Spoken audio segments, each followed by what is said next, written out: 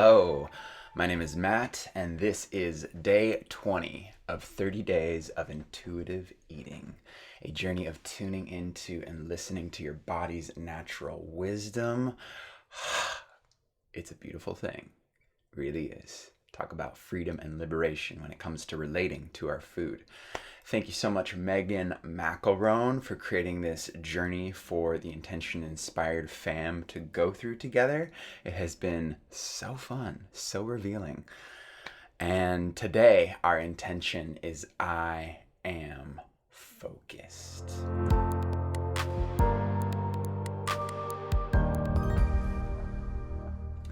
And now we're going to dive right in with our host, Megan, as she shares a little bit more about how we can tune into where our focus goes when we tune into our body and how that relates to our intuitive eating.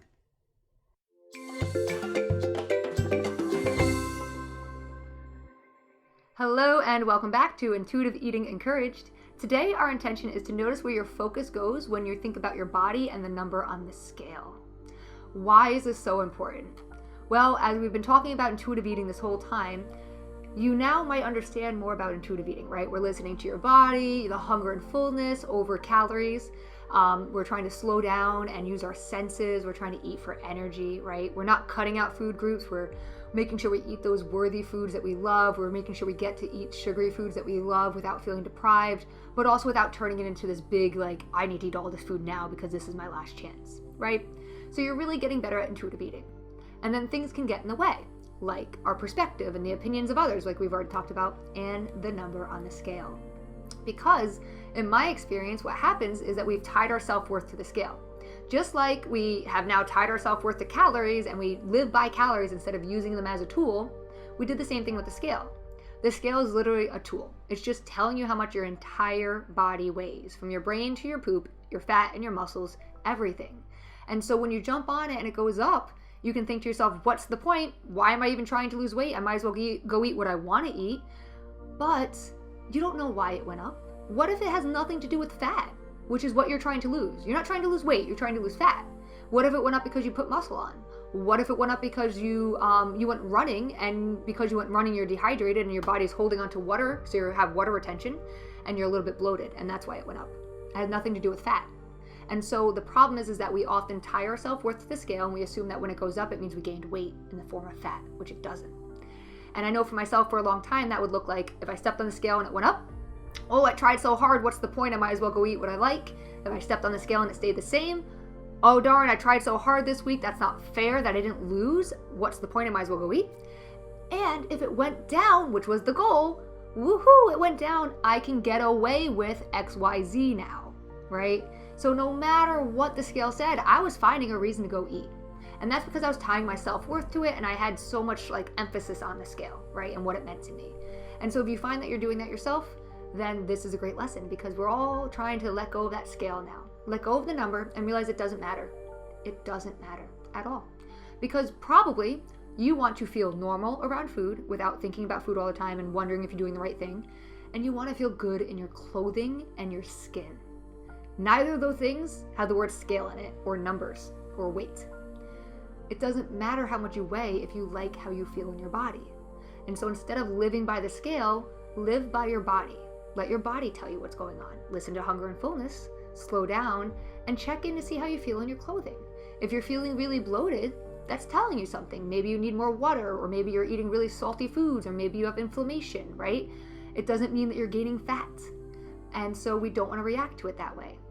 And so what I did was I got rid of the scale. I haven't stepped on, I do step on scales occasionally, go into the doctors and stuff. But I don't step on scales anymore, because it doesn't matter as long as I like how I feel and look in my clothing. And that's all that matters to me. And so when I was still losing weight after I got rid of the scale, I did something where every Friday I put on these jeans I really wanted to fit into. And so a month would pass and I could get it over my calf. They were skinny jeans. And then another month would pass and I could start getting it over my thigh. And then another month would pass and I can get over my hips. And then another month would pass and I fully get over my butt. And then another month would pass and I could button those jeans, right? And I don't remember it was a month for each thing, but the point was that instead of jumping on the scale and being discouraged if it went up, even though I might have lost weight, technically, I might have lost fat, The fact it went up discouraged me so much I went and ate, so I gained weight. When I stopped doing that and reacting to the scale and just listening to my body and just focusing on how I felt in my own clothing and skin, I was able to see like, oh, I feel great in my skin right now. I don't need to go step on the scale. I just need to keep doing what I'm doing and I'll keep feeling great in my skin. And the more I felt good in my skin, the more I lost weight, the more I was eating healthy, the less I was reacting to fear of weight gain because of the scale. And so if you struggle with the scale, if you tie your self-worth to it, if you notice that you act similarly like how I used to act around the scale, I would recommend either getting rid of it or just putting it away somewhere. Out of sight, out of mind, just put it in the closet, don't even think about it. And for a few weeks, while you're still eating intuitively, try to just notice how you feel in your clothing and your skin. Maybe try on a pair of jeans or a dress you want to fit into or something. And don't get discouraged if it doesn't fit well. And just notice how it starts to fit better as you go forward and you lose weight. All right, that is your lesson on where your focus goes around the number on the scale. I hope it was helpful. If you have any questions, please comment below, and I will see you in the next lesson. Have a great day. Nice. Lovely, Megan. Another great invitation to notice. Notice the sensations, notice where the focus goes, notice why, and try to soften around that. And for me, it always does come back to slowing down, coming back to the body.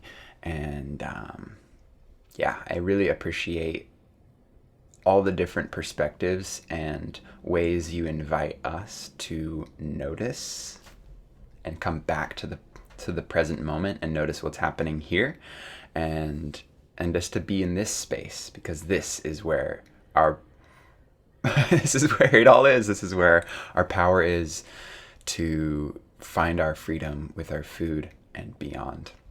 It's good stuff. All right, our healthy habit for the day is to aim for at least 7 hours of sleep tonight, or however much sleep you might need to feel fully rested. Today's quote is from Louise Hay, who said, "You have been criticizing yourself for years, and it hasn't worked. Try approving of yourself and see what happens." All right, today's journal prompt is to list 5 amazing things about your body, what it's capable of, what it does for you. Just what do you love about your body? Go ahead and hit pause and give yourself a moment to focus in on that yummy body love.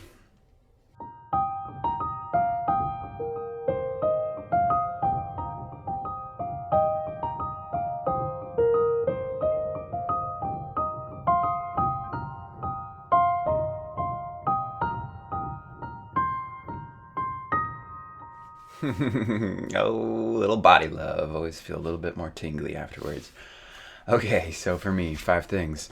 I love the way this body breathes me, oxygenating my cells. I love the way this body beats, circulating, nourishing blood. I love how this body is always trying to heal itself. I love how sensational this body is. The touching, hearing, smelling, tasting. I love how much forgiving spaciousness this body offers as I overeat, undereat, and everything in between as I learn to listen and trust. All right, today's micro challenge is to smile at yourself in the mirror. Just take a moment to look at yourself in the mirror and smile. And then maybe put on a favorite outfit. Put on something to just decorate how beautiful you already are, so you can just really embody that and let that be felt and seen. Good stuff. All right, that wraps up today's intentional session on focus. Thank you so much for joining me today, for taking a moment out of your day to get a little more intentional with it. I trust that it will ripple magic throughout your day. If you would like to join the Intention Inspired fam who are going through this journey together over on our private platform, it's a beautiful, safe space to share, be seen, heard, see other people journeying through the ups and downs of untangling this humanness. It's a beautiful, beautiful thing, and I am always so honored to see what everyone else is sharing and just see the support and love and encouragement that is happening here. Thank you all. Link is in the description if you'd like to partake and join in this co-creative magic that is happening. Otherwise, look forward to seeing you tomorrow for our intentional session, day 21. Till then, I trust you will notice a little more on where your focus goes and how that affects you, and maybe you can respond to what you're focusing on in a way that invites a little bit more intuitive health. Right on. Enjoy that. I'll see you tomorrow. Peace, love, focus.